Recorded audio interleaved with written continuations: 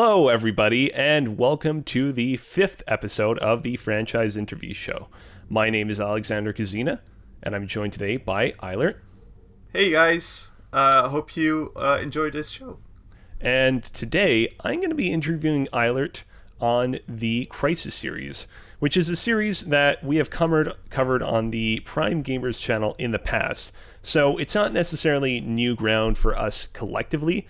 However, I feel like the questions and opinions that I'm going to be prying out of Eilert over the course of this interview are definitely going to be new to me, and hopefully will be new to you, the audience. So let's get right into it. You know, when I made the Crysis video way back in the day, I will admit I did inject a fair bit of my own opinion into the script of what I felt about that game.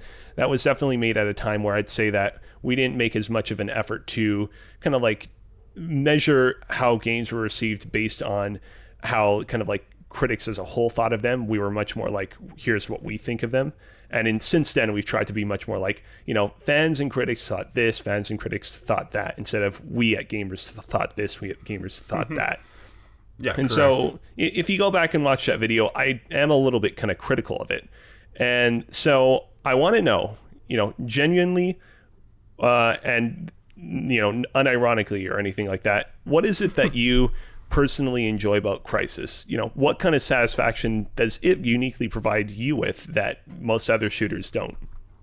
So what I really liked, and this is especially the case in the first Crysis, when I booted that game up for the first time, actually it was a demo, I was overwhelmed with this feeling of exploration and experimentation. The fact that you can just, you're dropped into this huge sandbox, and all the tools that the game provides you with, vehicles, weapons, they all just kind of allow you to transform the battlefield into your own little like play box. And I haven't really noticed this with other shooters. Sure, you have Battlefield that gives you like all of the same equipment, but then it doesn't provide you with, or at least back in the time, with the same level of physics, or you know, the nano suit in particular really lended itself to these awesome moments where you can just like zip around the battlefield, you know, going at like Mach 3 speed, and then pick up this North Korean soldier and like throw him like 2 kilometers away, you know, and all these things just kind of, you know, add to the immersiveness and really the playfulness of the series. And I think that's an identity that the series has held pretty much throughout its lifespan, although it has kind of wavered in between the iterations, where I'd say it's not as strong as it has been in the first game. But I'm sure we'll dive into that with your next questions. Yeah, we're going to get to the other Crysis games in time. I want to stick to the first Crysis, though. And I want to just say, you know, when I watched the opening video for the original Crysis, I was kind of given the impression that it was almost like a kind of superhero game, not unlike titles like Infamous, for example, where you have an incredible amount of power and, you know, most combat encounters are kind of skewed in your favor. And what I found instead is that really on the whole, you really have to kind of put your work in each combat encounter. But that was me personally. Based on the way you're describing it, it seems like you found it fairly effortless. Am I correct or incorrect in assuming that? I think this mainly comes from the fact that I was playing the series on PC, or at least the very early entries. And from what I've heard, you've been playing the series, or you've been introduced to the series via console, correct? I mean, I did play the original one on PC as well. Okay, for sure. Well, yeah, in fact, if you recall, you specifically said, I really want you to play it on PC. Yeah, that's because correct. There were certain things that were cut from the console version. Yeah, exactly. No, I do agree in that it's more of a tactical shooter, where you kind of have to, you know, calculate your stratagem. You can't just like run into this combat scenario that pits you against 12 North Korean soldiers and expect that you'll be the hero at the end of the encounter. But there's also a couple of moments where they just kind of intersperse these moments with like standalone North Korean soldiers, and you can just kind of, go at them. There are these moments where the game isn't really super tactical, and it allows you to just have fun with your enemies. And I do agree that as a whole, the game is much more, tactical than what a lot of people expect. And I believe that's also the impression that Crytek got, and that's why they kind of pivoted towards these more, bombastic, play for feels, grandiose moments in Crysis 2 and Crysis 3. I believe those moments were kind of influenced by players' feedback, and that, they do kind of want to feel like a hero wearing that nanosuit. And I do believe that I really like that mixture of having these tactical moments and having these overpowering moments. And I feel like the latter games really emphasized the latter and not so much the former, and that's kind of where I believe the Crysis series wavered in its strength.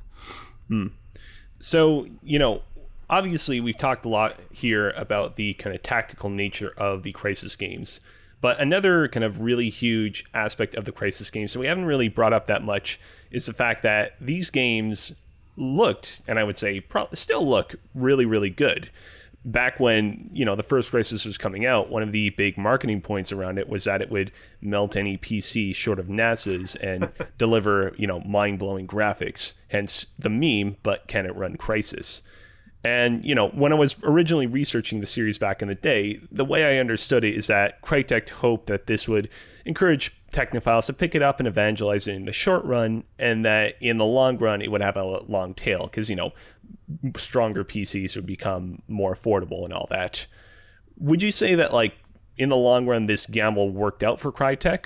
Do you think that it was a pretty long tail, or do you think that kind of the narrative got a little bit too out of hand, and maybe a lot of people that otherwise would have picked it up didn't really pick it up because they thought, I just can't run it and I never will be able to run it?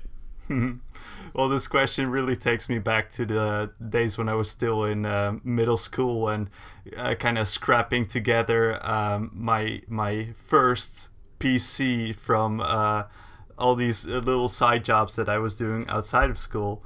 And I was looking at these, videos from, I believe it was Tiger Direct. They made these videos where they'll have like, they'll show off this graphics card, and the announcer will say that, yeah, this graphics card will get you, will have you run Crysis at like high settings, and maybe you'll get like 45 frames per second. Like, this was really a big thing in PC culture back in the day. Everyone was talking about the hardware that would kind of beat Crysis, and truth be told, none of the hardware back in the day was capable of doing that at all. I mean, Crysis was just really 2 steps above all of the hardware that was available at the time.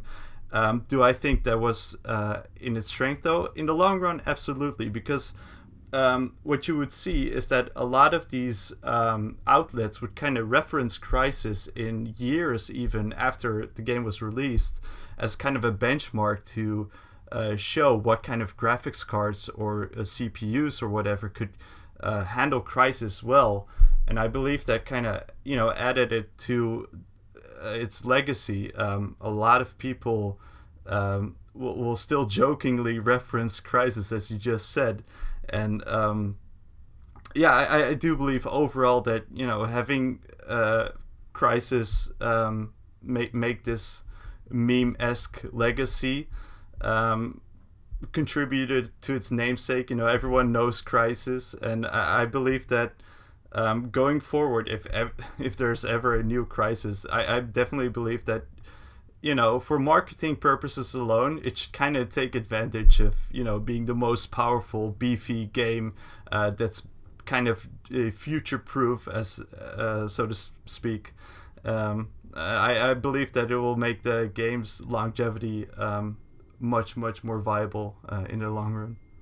You'd have to imagine that when they eventually, if they eventually bring it back, they'll kind of reference this whole, can it run Crysis stuff in kind of a very tongue-in-cheek way. Like, they probably won't be like, very serious about it. They'll probably be like, "Hey guys, we're the people that used to create a game that couldn't run on anything. Well, we're back." Yeah, no, I'm not sure though, because another part of PC culture these days is the fact that even the CryEngine, like a lot of engines, they're kind of built to last, and it kind of also built to take advantage of really low performing hardware. So perhaps Crysis was really a moment of its time, you know, like back then you really needed beefy hardware to run beefy games. And these days, you know, you can buy yourself a budget graphics card and you can run Metro Exodus just fine, you know? And Metro Exodus looks really good. So I'm not really sure how Crytek would go about doing that, but yeah, like you said, it would definitely benefit the game. So we've talked a fair bit about the original Crysis. We also briefly brought up the sequels. However, we actually didn't really bring up the other Crysis experience, which was Crysis Warhead. How do you feel about Crysis Warhead? Yeah, the fun thing is about Crysis Warhead, the whole reason I actually knew of the existence of this game was when I was going to meet my folks in Hungary.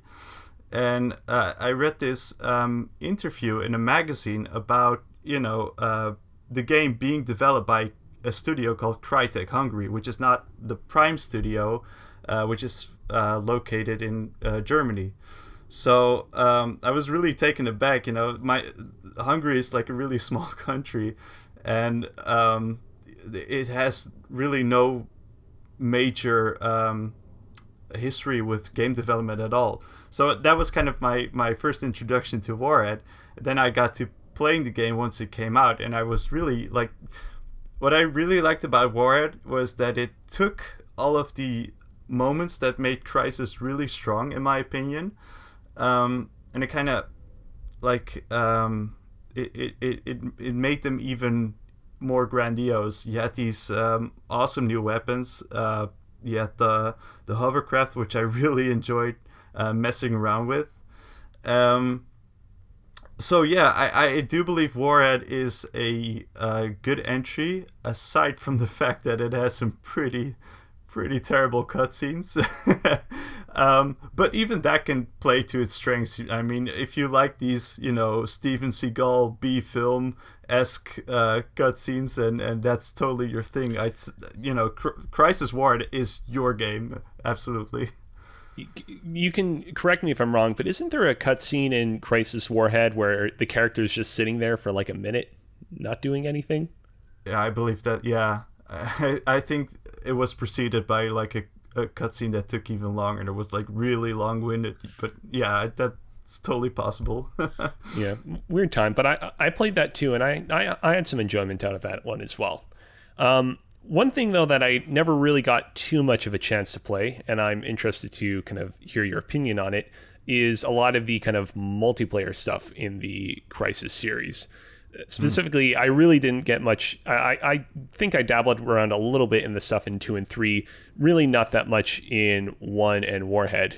How do you feel about that stuff? And also, like, about a lot of the kind of community efforts, community creative content as well? Yeah, so especially the latter, the community created content was really big during the day. Like you said, Crytek gave people a lot of tools to make their own levels, and a lot of people also took this opportunity to create movies on YouTube. So you would have these machinima-esque videos where people would kind of, you know, in a red versus blue way, act out different scenarios, and that was really fun.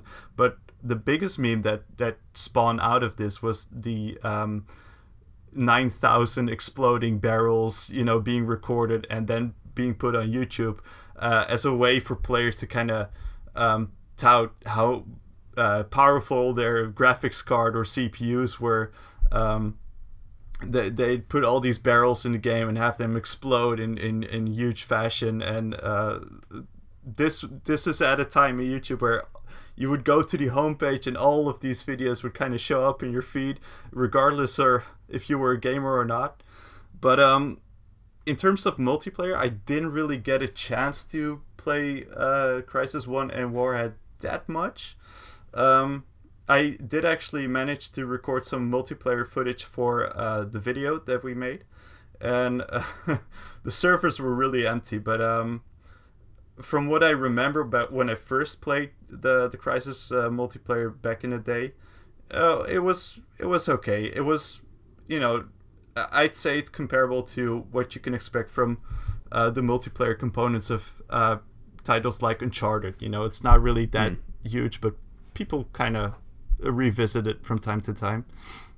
Yeah, they were certainly they were polished. Some thought went into them. They weren't like a hack job. Yeah, exactly. Yeah. Cool. So, we've been beating around the bush here and there. Where is it that ultimately you come down on Crysis 2 and 3? Are they deserving of the hate they've received from the Crysis community over the years? Or do you think that they're better than everyone says? Tough one. Because I think that Crysis 2 and Crysis 3 are great games. Undoubtedly. I think that if you play them standalone, you can have a fantastic time with both entries. I just don't really believe that they necessarily live up to the namesake or the expectations set by Crysis 1 and Warhead. I remember a lot of the talk back when Crysis 2 was released was, hey, where's the jungle? Where's the great sandbox that we were given in the first Crysis? And surely the opportunity to kind of explore New York in this sandbox fashion was really interesting. Before Crysis 2 was released, players were kind of expecting that New York would be this same sandbox in the vein of the first Crysis, but they were kind of disappointed to find that it was really more of a linear experience that didn't really lend itself to exploration all that much. But then again, on the flip side, I do believe that in some cases it did make for a more cohesive gameplay environment. Having players kind of strategize and in these more confined play spaces did allow them to handle combat scenarios more efficiently. But personally, I just miss these great moments where you have these insane firefights and you hop from a Humvee to a tank and everything happens so fast, and I just really miss that in Crysis 2. Crysis 3 did improve on that aspect a little bit, but for me, not enough, unfortunately. We back when I worked on the Crysis video, I did it, I believe, shortly before or shortly after the video on the Resistance series, and I kind of feel like that series kind of followed a very similar trajectory, where the first game was kind of a little bit different from other shooters out there. It had a weapon wheel where you could choose whatever weapon you wanted to use at any given moment, and people really loved it for that. And then the sequel, Resistance 2, kind of mainstreamified the series a lot, but it also arguably was a more polished product in a lot of ways. And when I went back and played some of those games in the lead up to making that video, I was like, while I appreciate what Resistance 1 was doing more, I kind of want to play Resistance 2 more. Yeah, I get that. I also played the same trilogy, and I understand your feelings, although I do feel that, as with Crysis, there is some charm lost in having the experience be more mainstream or cater to a larger audience in that regard. So, I feel the same way as you do. So there was an interview that Savat Yurli, who is the co-founder and former gamer of Crytek, that he held with Eurogamer in 2012. And he had this quote that really struck out to me as interesting. He said, we felt like a sandbox game that requires a lot of freedom, like Crysis 1, was perceived as sort of an elite gamer kind of thing. Other games that were more commercially successful than Crysis as a formula were more hand-holding. And basically goes on to say how we kind of tried to bring this choreographed sandbox formula to the table, which is mixing the volume of sandbox, like what we had in the original Crysis, with, some of the more linearity of Crysis 2. How do you kind of feel about that? Like this whole idea of like what Crysis 1 did being an elite gamer thing? Yeah, it's difficult. I do see his point in that, it does require a different kind of mindset to approach the combat scenarios laid out by the first Crysis. But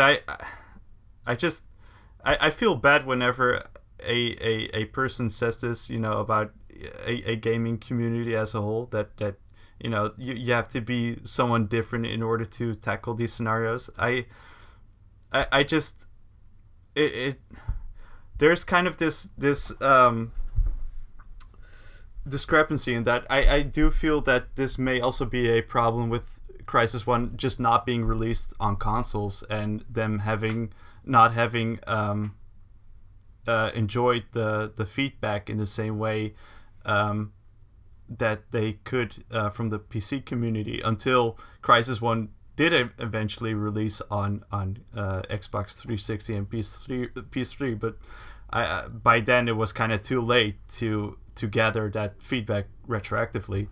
But no, I just don't want to say that it requires an elite gamer to tackle what Crysis 1 tried to offer. I do feel like in many ways it was still very approachable for your everyday gamer. It still had these scenarios that you could just kind of rush through if you knew what you were doing, not be overly ambitious. I don't know about the choreographed sandbox though. I do feel like I said before, that Crysis 2 did a stronger job at being more polished experience, but then again, some of the charm was just lost.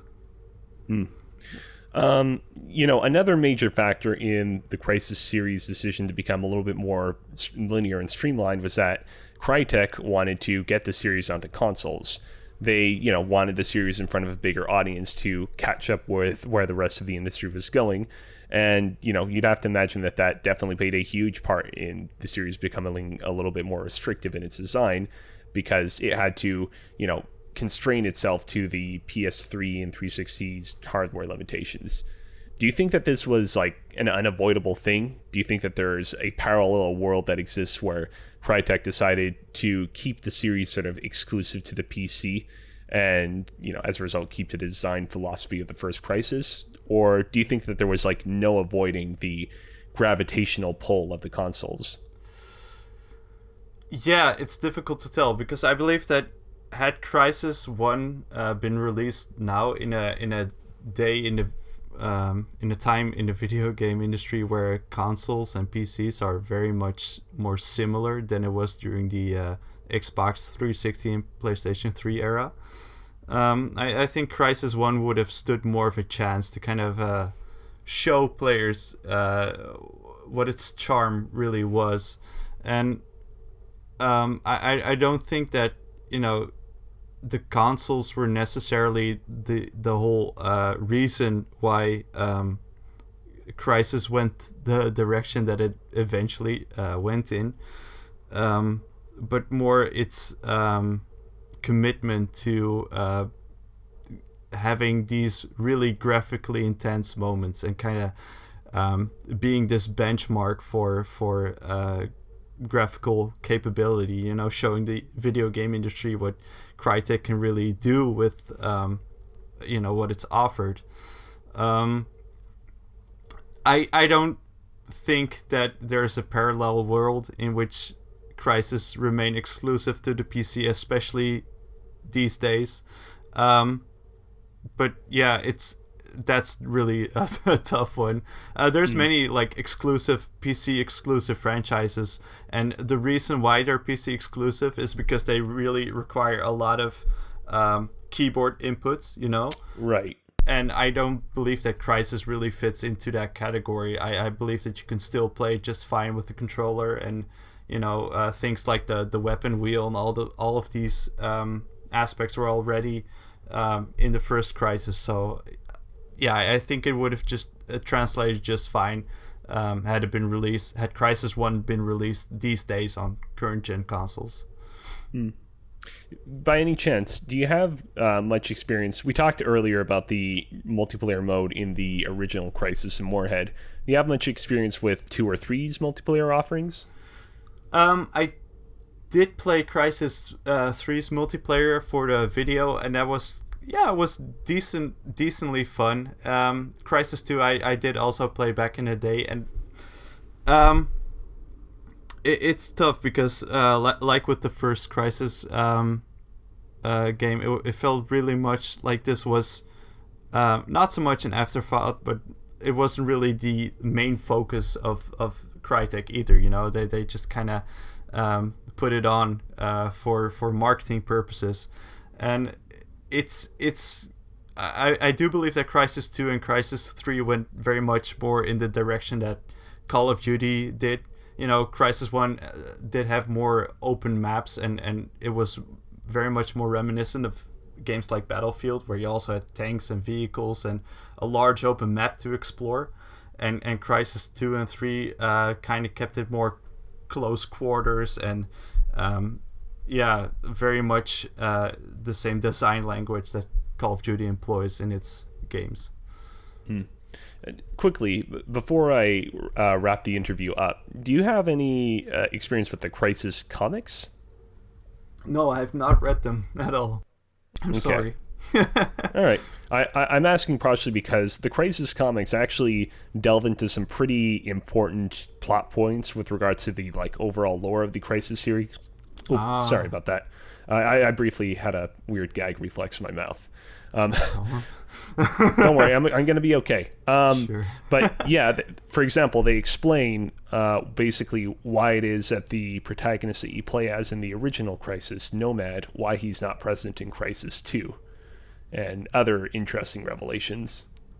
Yeah, because I didn't get that at all. The first time I played Crysis 2, I was like, who am I playing now? Am I Alcatraz? Am I Nomad? Even Nomad briefly came up in my mind. I thought the whole nanosuit was like a metaphor for whoever entered the nanosuit became the nanosuit. So it was really all over the place, but it was difficult to follow.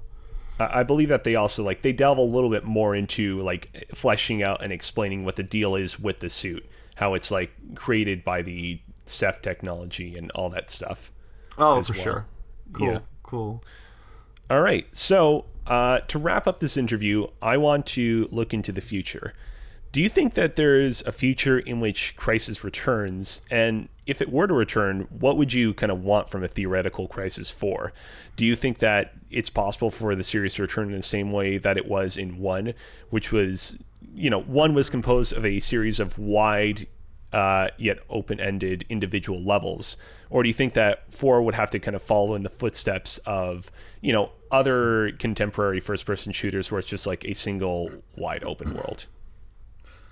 I believe that nowadays we're seeing a return of these single-player focused AAA games like Death Stranding, and I believe that my personal favorite game of last year, Metro Exodus, is kind of like a good analogy of how a theoretical Crysis 4 could make a comeback. You can definitely have a AAA single-player experience that's totally focused and knows what it wants to do.